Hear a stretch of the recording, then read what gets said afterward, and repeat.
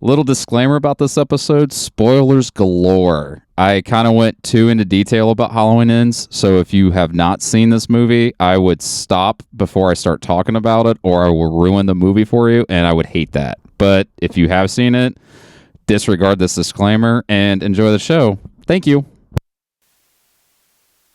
Hello, everybody, and welcome back to I Fucking Love This Movie, episode 12. I'm going to be talking about the last film in this current Halloween franchise, Halloween Ends. Ladies and gentlemen, I do not understand the hate this movie's getting, so it's my due diligence as a film nerd and as a guy who has a movie podcast to talk about Halloween Ends in such a positive manner. That's what we're going to do on this episode. But before we get into the episode, I have to ask, what's everybody been watching?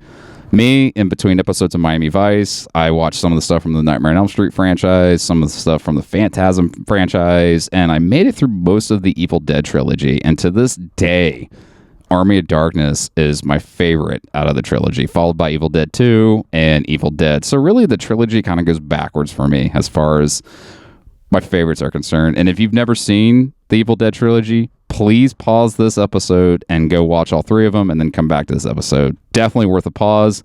Definitely will be a future episode, so keep your eyes out for that.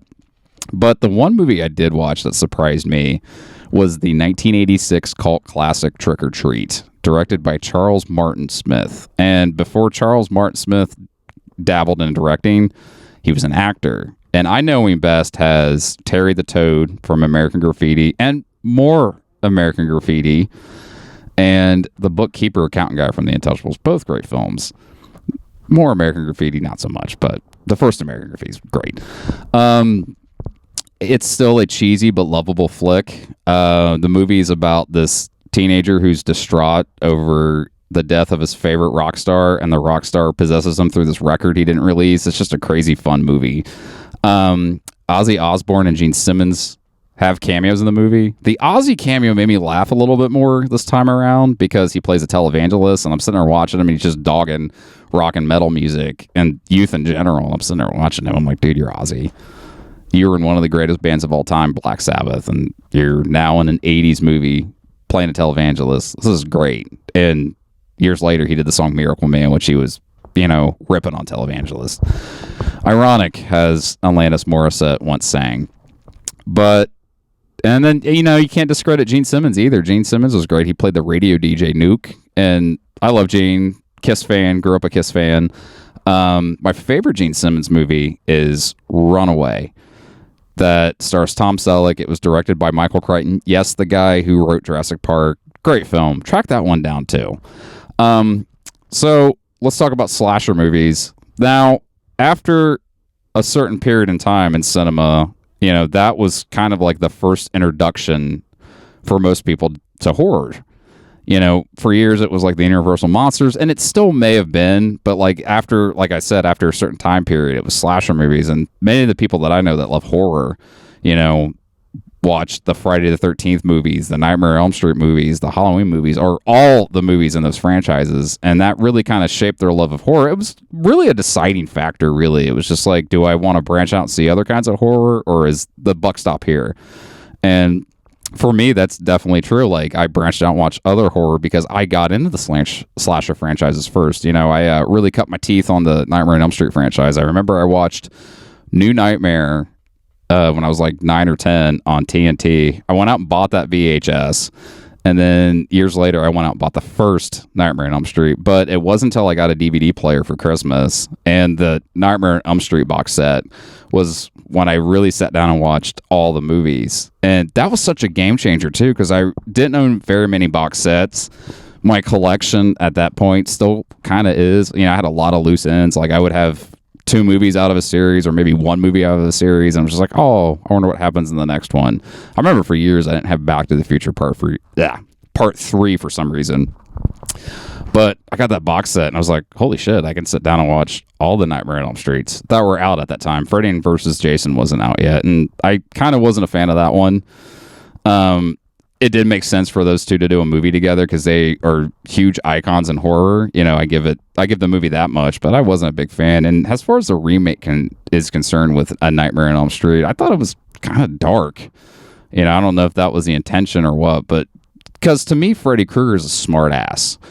And it was weird, and I was talking about it yesterday. I was like, I don't know if I was supposed to laugh at him, but he was just a smart ass. Like, I still feel weird about laughing at some of the Freddy Krueger one-liners. But in between, buying those 2 Nightmare on Elm Street films on VHS and getting the box set, I bought the first Halloween, and I remember the day I bought it. When I was in the 7th grade, I had a job in the 7th grade. I was a ticket taker for the games at the middle school, and I got paid $10 a game. And I remember me, my Nana, and my good friend Sam. Sam, if you're out there happening to listen to this, I miss you, dude. Went out to like the Farm Science Review, which is this big convention in the town that I live in, and we picked up trash for money because that money went to our 8th grade trip to Washington, D.C. that was going to happen in the next year. And I remember we got rained out. We went back to my Nana's work. She was a bus driver, but she also did payroll and did field trips on the side. So we were there just hanging out. And Sam's dad was my Nana's boss. Remember, we hung out, just, had a laugh. And then he went home with his parents. And then my Nana took me to Kmart. And I ran to the VHS tapes. I picked up the first Halloween. And I damn near wore that tape out. I loved the first Halloween. And I was talking about this the other day. Actually, it was yesterday. It really shaped my love for like arty films, because it's not gory. It's still terrifying. It's very Alfred Hitchcock Psycho, if you will. But it's shot so wonderfully, and just the way it's executed is just so brilliant that like I didn't think about it till yesterday. I was like, well, holy shit, I love arty movies, and kind of Halloween was kind of the foundation of that. That's mind-blowing. But before I saw the first Halloween, I remember seeing the second one on cable a lot growing up, because it was weird because like the cable networks would play sequels as opposed to like the first movies in a series. I don't know why that happened or the reasoning, but I always remember seeing stuff like Halloween 2, Child's Play 2, and Wes Craven's New Nightmare. I love the second Halloween. Terrifying. I remember being really terrified but intrigued by that movie. And it was such a great time to grow up in that time too, to watch horror movies, because it's not like I could have pulled my phone out and Googled like, is Michael Myers real, and and whatnot. And I still love Halloween 2. Third one, still a controversial topic amongst film fans and horror fans, because Halloween 3 Season of the Witch is notorious for just everybody's like, oh, it's not a great movie, Michael Myers is in it. And they have every right to complain because it's supposedly a Halloween movie, but Carpenter's intention with the Halloween series was to release a new Halloween, but it'd be a different story. And that kind of got lost on people. So everybody dogged it. Everybody hated it, especially, in the time that I went to go see it for the first time. I ended up watching and loving it. For me, I just ignore it's supposed to be a Halloween movie. It's supposed to be Season of the Witch. It's this, Invasion of the Body Snatchers like movie. And I still love it. Tom Atkins is great. And the only Michael Myers thing you see in that film is like a TV spot that's playing at the bar Tom Atkins is in. That's the only appearance of Michael Myers. But still a great film. 4 and 5 kind of, they're not bad. I love that they went back to the roots of Halloween, very kind of like independent. They were still gory films. The Curse of Michael Myers, however, I didn't really enjoy till I got a hold of the producer's cut with the box set. And I love that movie a little bit more after watching the new cut, the alternate cut of it, if you will. H2O was the first movie I had seen in a theater by myself, which was a big deal when I was a kid. So I have fond memories of that movie. I didn't get through Resurrection that much. I don't even think I've ever sat and... Yeah, I haven't really watched Resurrection all that much. I might watch it just to kind of fill that void, if you will. But, as far as the original franchise is concerned, I felt it really wasn't going anywhere. The storyline just kept going all over the place and all this other shit. And then they were talking about doing another Halloween, and then Rob Zombie's films came out, which I thought were great. And I mentioned this on my last podcast, the one I did about Rob Zombie. And the one thing you have to remember about the Rob Zombie Halloween films is they're Rob Zombie's Halloween. They're not Rob Zombie's, John Carpenter's Halloween. It's Rob's take on the Halloween movies, and I loved them. I thought Rob was a very appropriate choice. I'm probably going to lose a few listeners because of my opinion, but, I loved him. And if you didn't learn anything from the last episode, I'm a huge Rob Zombie fan. So he did two. They talked about doing a third one, and it kind of got lost in the shuffle there. And then the franchise got bought. I think it was Blumhouse or Roughhouse, one of the places bought the rights, and they were going to do a whole new franchise, whole new take on the Michael Myers mythology, if you will. And the guys who were behind it were David Gordon Green and Danny McBride. Now, I know these guys from Eastbound and Down, which is my favorite TV show of all time. I love that show. I actually just rewatched it, and one of the weirdest compliments I ever got, my mom watched Eastbound and Down, all 4 seasons, and then I went to her house for lunch one day, and she's like, I watched that Eastbound and Down show. I was like, really? She's like, yeah, it was really funny. I was like, I was like, some of that shit he says is just vulgar. She's like, you know what? I thought of you the entire time I watched it. I was like, why? She's like, some of the shit Kenny Powers says is the stuff you would say. When your mom tells you that, I don't know if it's a compliment or an insult, but yeah, I'll take it as a compliment. So with that said, my love of Eastbound and Down, 2 funny guys. I was kind of apprehensive about them doing Halloween because I'm like, these guys are known for comedies. Can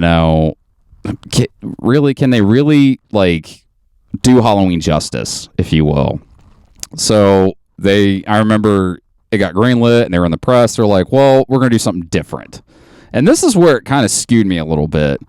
They were like, our film's going to take place right after the first one. We're ignoring the ones that followed it. So Halloween 2 on doesn't exist. And I'm like, I love Halloween 2. Like, why are you just going to totally disregard that one? But I was like, all right. And then the trailer came out. And I remember seeing the trailer. I was like, all right, I kind of see what they're doing. Long-awaited sequel. I get it. So I seen the second Halloween in this franchise, and I was surprised. I loved it, and it was very real, because Jamie Lee Curtis, Laurie Strode at this point was just a traumatized victim of those murders that happened in 1978, and she's just trying to cope with it, and it was a very real sequel, and I love how they brought her back, and it was appropriate. So I dug it. I need to watch that one again, by the way.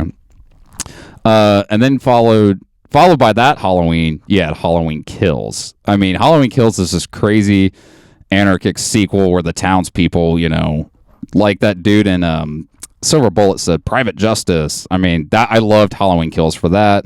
The one thing I did love about Halloween Kills was Anthony Michael Hall. That guy is just, he's an incredible actor, and I'm glad he's getting his due now. Like, I mean, his heyday in the 80s, all over the place, great actor. And even now, like, with the roles he's getting, just incredible. I enjoyed seeing his cameo in Clerks 3. And I even enjoyed seeing him in The Dark Knight. That was the one thing I loved about this movie so much was him, and he was just riling people up like, evil dies tonight, or it dies tonight, or something. Whatever his catchphrase was. But with that said, it was not a bad movie, but I don't feel very much got accomplished with it. I think, but then again, you have to look at Halloween Kills also has kind of like a segue movie. They're taking you from, the second Halloween in this franchise to Halloween Kills. I guess Halloween Kills would be considered the third one. So I was anticipating Halloween Ends because I was like, I'm going to see it. I'm going to see this through. I'm going to finish. And I watched it last weekend, and already I was digging the Halloween 3 Season of the Witch vibes because it gave, like, even the credit sequence kind of mirrored that a little bit. But in this film, Jamie Lee Curtis and her granddaughter have moved in together. They live in this house. Still kind of reeling over the events that happened. I think it's set like 4 years after the second Halloween in this franchise. And, they're just kind of taking things day by day. And then the beginning of the movie, you're introduced to this guy babysitting. And, he's watching this kid locks him in a room, and he's like trying to get out and whatnot. And the babysitter like kicks the door so hard, this kid falls over a banister, just falls on the stairs. And I'm like, dude, what the fuck? Like, I was not expecting that. So this Corey character, if I didn't mention his name, that was the babysitter in Halloween Ends. Just, he gets charged with involuntary manslaughter, and he doesn't go to jail and whatnot because they cleared him because it was clearly an accident. So he's like the new Michael Myers, if you will. He's just kind of this like figure in town, this bad figure. Oh, he killed that kid he was babysitting and shit. So he ends up falling in love with Jamie Lee Curtis's granddaughter, and the hate that the town Haddonfield has for this Corey character starts to kind of have an effect on him after he goes out with Jamie Lee Curtis's granddaughter, one night, and he kind of morphs into Michael Myers a little bit. And the people that have seen it and that I know that have talked to me about it, that was something that kind of got lost on them a little bit. They're like, dude, what the fuck? And really, they kind of portray him as being the next Michael Myers, and they're just going to continue it. And before I get into any more of the plot, Jamie Lee Curtis in this is outstanding. She's been outstanding in all three of these films. Like, just the iconic original Scream Queen, if you will. And she branched out further than her mom did, Janet Leigh, because, Janet Leigh, shower scene got killed in the first cycle. She didn't really kind of get to continue, but like Jamie Lee Curtis as Laurie Strode got to have her own series of films, and it's just great. You got to praise Jamie Lee Curtis. Jamie Lee Curtis is just an amazing actress, and she's awesome.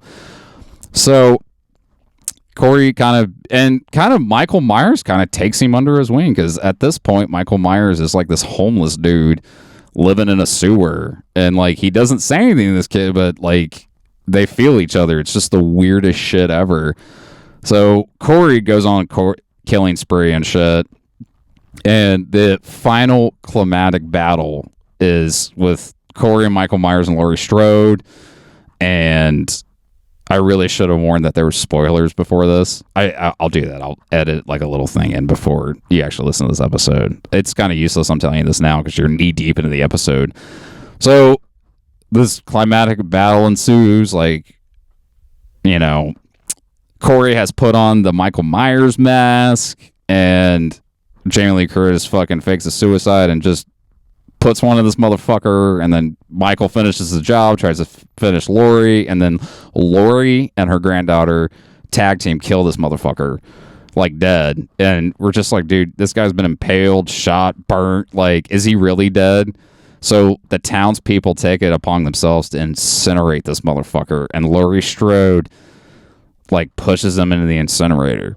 Now, I thought that was cool, but I was just like, I will be really pissed off if they find some way to resurrect him, because I'm pretty sure I know they did it in Nightmare on Elm Street. I think it was the first one, and I know they did it in a Friday the 13th one. I was like, please don't be cliche and just fucking resurrect him with like his remains and shit. But movie ends, and Jamie Lee Curtis rekindles a romance, a hometown romance, and the movie ends kind of on a somber note.